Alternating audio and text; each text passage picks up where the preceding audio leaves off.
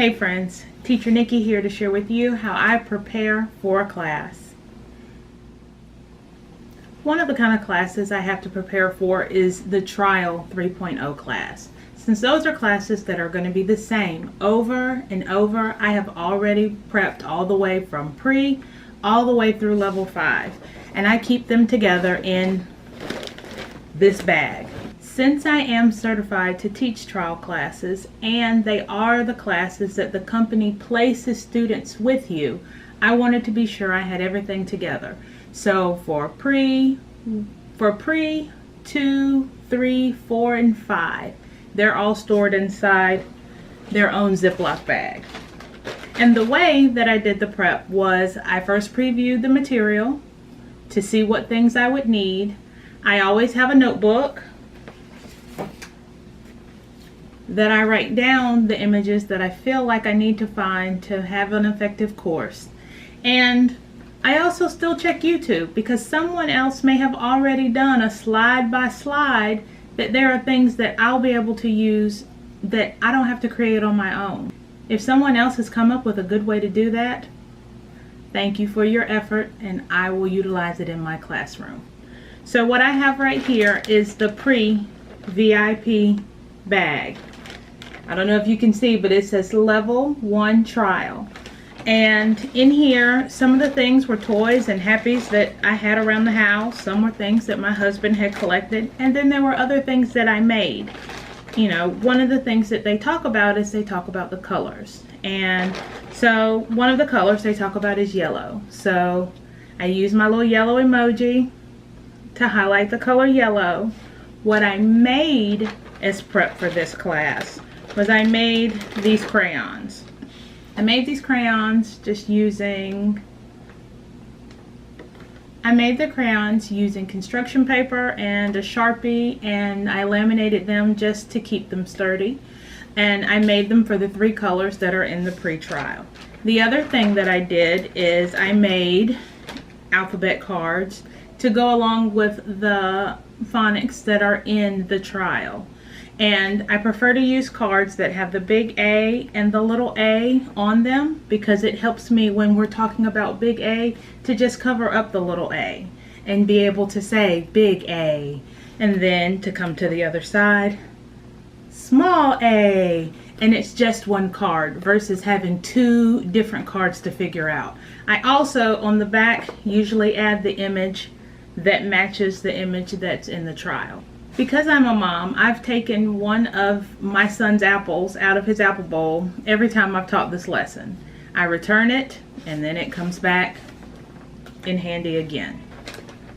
One of the other things that I do when I'm prepping is I just search my house because I have so many things all around that I can use as a prop. Some of them I keep and store in here, like my toys back here. Those don't ever go anywhere else in the house. But then there are things like my son's apple. I used the chicken off my table for a lesson this morning just because we were talking about chickens and I have a metal chicken on my kitchen table. So why not make it as meaningful as possible for little to no cost? So trial classes have been pre-prepped. And because they're ready, as soon as VIPKID drops me a booking, even if it's a short notice booking, I'm ready. I store prep materials for major courses in this binder. And in this binder, I have the course, any notes on any 3D things that I need to pull from somewhere else in my office, and all the 2D materials are here. And I have been prepping just as classes are booked. So I did not go through and do every lesson in level 2, level 3, level 4, and level 5. I just felt like I'm gonna burn myself out. Now I have gotten lucky and have a second course booked for a class that I've already taught, so I don't have to prep anything for that. As time goes on, I will continue to prep classes and my binder collection will grow. The trials will always remain in the bag. It's just the easiest thing for me to grab and prepare, especially when you have trial after trial after trial in a day. Now it does get hairy when you're knocking everything off of the desk for your pre-VIP, getting ready for your level 2 advanced, but it all has seemed to work out so far.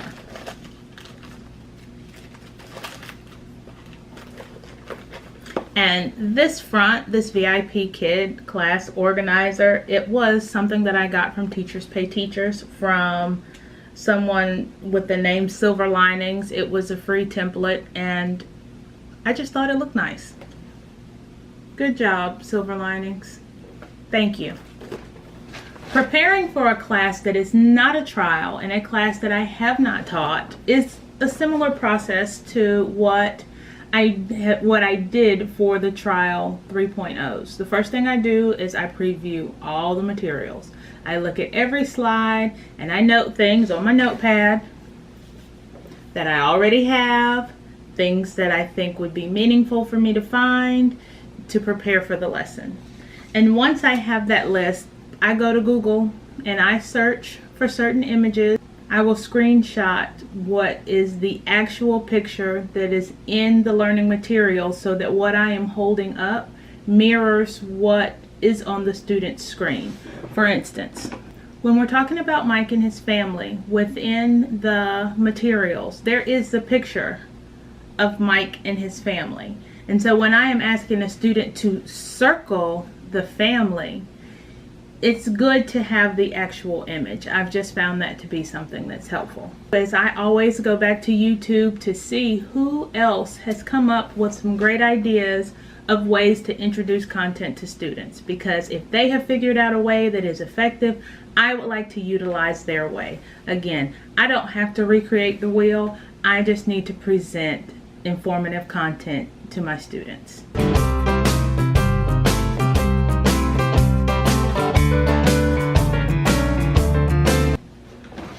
With most of the materials that I prepare, either with construction paper or printing or things like that, a lot of them I do like to laminate.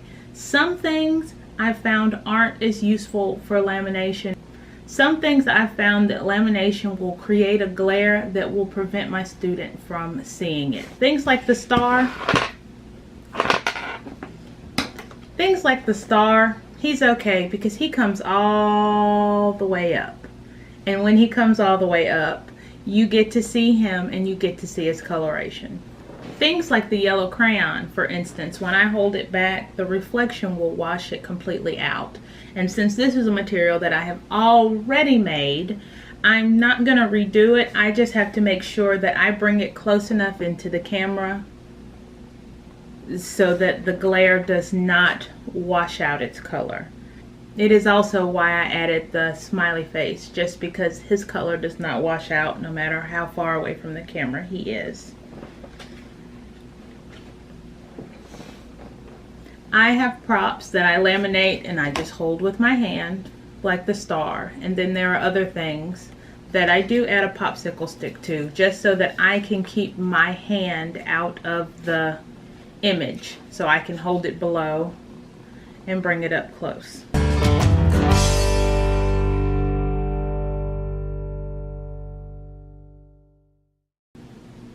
When teaching phonics, I found that it is most important to have a visual of the onset and the rhyme so that the student can visualize the beginning of the word, the ending of the word, and bringing those pieces closer and closer until you have built the word. Now, some of the ways that I have seen are teachers using a dry erase board. Some of the ways that I've seen is teachers using a dry erase board to highlight the onset, the k, at, and then bringing them closer together. K, at, cat. And that is one way. And when I first started, this is what I did first. What I shifted to next when teaching phonics was to shift into using the Duplo blocks. Here is my onset, and here is my rhyme. And we would start with at. At. Then we would bring about our onset, bring them closer. K, at, k, at, cat. And it just seemed to be a way to hold their attention because, you know, we're, ooh, what's this? It's at. If I'm asking them to circle the rhyme, I can say, will you circle at? And it gives them a visual. And I'm also able to TPR that we are circling the at. And then we're bringing about the onset and building the word. And I have a whole set of these. So I'll go from this, and I would put another one on. But k, at, cat. Another way highlighted by Teacher Tina, a VIP Kid teacher, was to use Post-it notes to have your k and your at, k, at, and then to put them together. This way, they're actually seeing that the onset and the rhyme are being put together.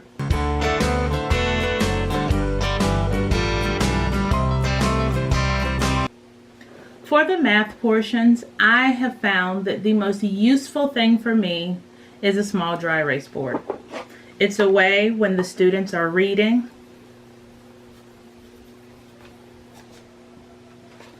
during the math portion of the lesson, I have found that using a small dry erase board is the easiest way to help the student organize their thoughts when they're reading word problems.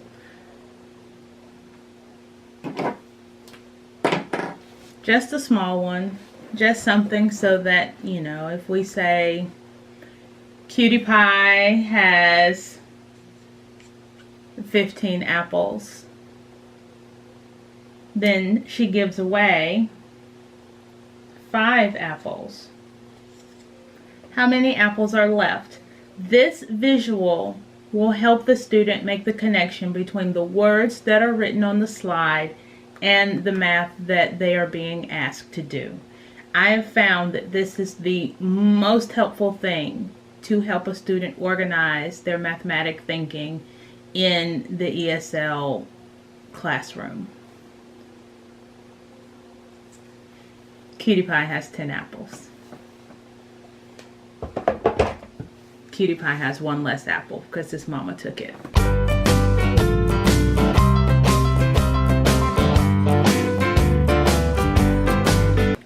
There are some props that I use every day. One of them is my star. We issue stars in the classroom. I like to have a visualization of the star when I tell them, you get a star. And sometimes I'll bring him up, or sometimes I'll let him fly across my face. I also keep a Meg to help with conversation. Mike is useful for conversation. There's always a Meg and a Mike that are out. And you know that if there's a Meg and there's a Mike out, there is also a Dino. There is always a Dino out. He is not stuck inside. He is here, ready to help with conversation, ready to cheer, or just ready to be silly to keep the student engaged. Dino's looking at you. Thumbs up.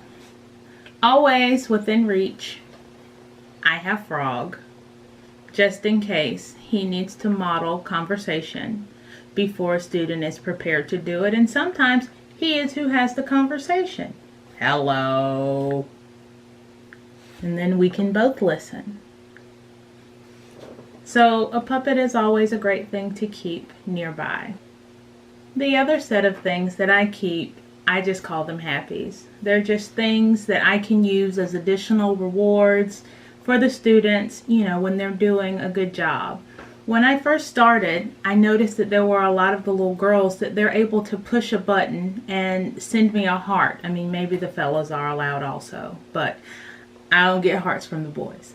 But from the girls, they're sending me little emoji hearts through the lesson. And since I don't think I have that function, I have a little stress ball heart. And so every now and then I will say, you get a heart. Or I won't even say you get a heart. I'll just show them the heart. It usually encourages them to give me a heart also. I always keep my flower pin so that I can say, you get my pink flower, because it's pretty and pink is my favorite color, and it's just another thing for me to acknowledge the hard work a student is doing. Another little happy that I use the little purple teddy bear. He's just tiny. He came from McDonald's. He's just sweet and he fits on my desk, and I can say, you get my teddy bear. Or sometimes Dino will want to hold a teddy bear. Or Meg or Mike. It's just another small prop that I can use to make learning interesting for the students. Thinking back to it, I had a class last week where the little girl in the story grabbed the teddy bear. And so Teddy was right there for me to pick up and say, grabbed the teddy bear. And it was just another prop for me to make meaningful the English words that we're trying to teach the students. The last prop that is always out and always available is just this ball. Everybody likes this ball. It lights up, it's cool, it's like a soccer ball, it's a conversation starter, and it's just something else, kind of like the flower is for the girls. You get my flower. The ball is kind of the same thing. Woo! You get my soccer ball. One of the first things that I set up before every class is I have a dry erase sentence strip. And on that sentence strip, I write the student's name, and I keep it where I can see it. So usually it's something like this. Like this one just says, hello, cute kid.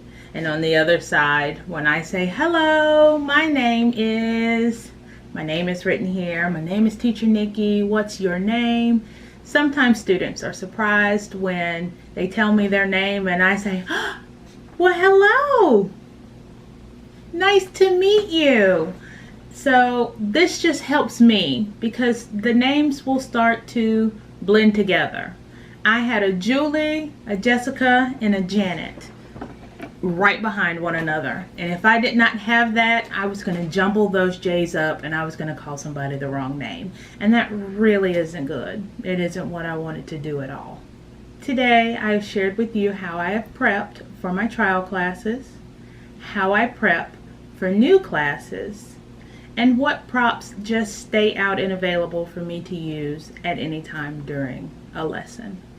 I hope that everything that I have shared with you has been helpful, and if you have any tips or ideas that you would like to share with me, I would love to read about them in the comments. If you are looking for someone to help you get through the hiring process, I would be happy to help. I hope this has been helpful for you. Bye.